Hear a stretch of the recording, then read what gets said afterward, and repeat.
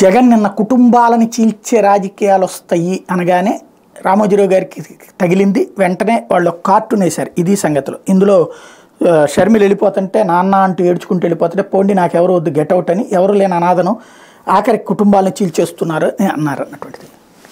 షర్మిల ఈరోజు వరకు ఒకవేళ ఆస్తి తగాదా వచ్చిందనుకోండి కోర్టులో కేసు వేయచ్చు కదా, ఎవరు ఆపారు ఆమెని? ఎంత బయట రచ్చ నడుస్తున్నప్పుడు కోర్టులో కేసు వేస్తే ఎవరు ఆపారు? ఆవిడ ఆస్తి ఆవిడకి వస్తే ఒకవేళ అధికారికంగా ఏమన్నా ఉంటే కనుక. ఇది నెంబర్ 1. రెండవది రాజకీయ పరంగా అయితే జగన్ చాలా క్లియర్గా ఉన్నాడు. రాజశేఖర రెడ్డి రాజకీయాల్లోకి ఎవరిని తెచ్చాడు? షర్మిలకి ఏమన్నా పోస్ట్ ఇచ్చాడా? లేదు కదా. కొడుకునే కదా తన వారసుడిగా నిలబెట్టింది. ఆ రోజునే ఎంపీగా పెట్టాడు కదా కొడుకుని. తన భార్యనేం తీసుకురాలేదు కదా. తను క్లియర్గానే ఉన్నాడు రాజశేఖర రెడ్డి. అదే ఫాలో అవుతున్నాడు జగన్మోహన్ రెడ్డి.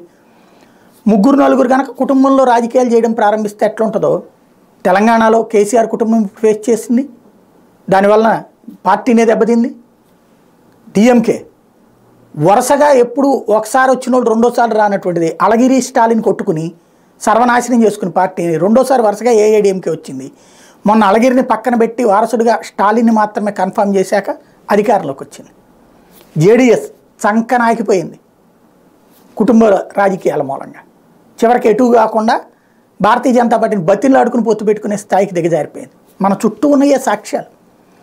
అది ముందుగా గ్రహించాడు కాబట్టి జగన్మోహన్ రెడ్డి 2014లో పెట్టుకుని ఇబ్బంది పడ్డాడు. కాబట్టి 19కి వచ్చేటప్పటికి సింగిల్ మ్యాన్ పాలిటిక్స్కే ప్రిఫర్ చేశాడు.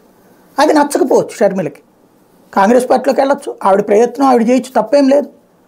ఆ విధంగా సాధించినటువంటి వాళ్ళు ఉన్నారు, దెబ్బతిన్న వాళ్ళు ఉన్నారు. ఇప్పుడు ఫస్ట్ చంద్రబాబు గారు గుర్తుపెట్టుకోవాల్సినటువంటి అంశం ఏంటంటే బాలయ్య వెళ్ళి పురంధేశ్వరి ఇంటి ముందు తొడగొట్టాడా లేదా క్రిందసారి? పురంధేశ్వరి ఇంటి ముందు లేదా? అసలు ఎన్టీఆర్ కుటుంబంలో చీలికలు ఎవరు తెచ్చారు? ఎన్టీఆర్నే కొడుకులు వ్యతిరేకించింది ఎక్కడ? అలాగే మళ్ళీ అందులో కూతుళ్ళల్లో ఒక కూతురు విభేదించడమే కదా పురంధేశ్వరి చాలా కాలం వరకు. ఇప్పుడంటే మళ్ళీ కలుస్తోంది. ఆ చీలికలు ఎవరు తెచ్చారు? భార్యాభర్తల మధ్యన విభేదమే సృష్టించాలనుకున్నది ఎవరు?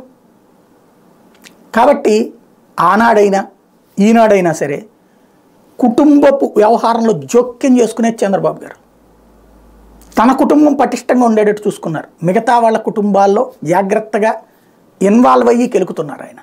మంచా చెడా కాలం డిసైడ్ చేయాలి.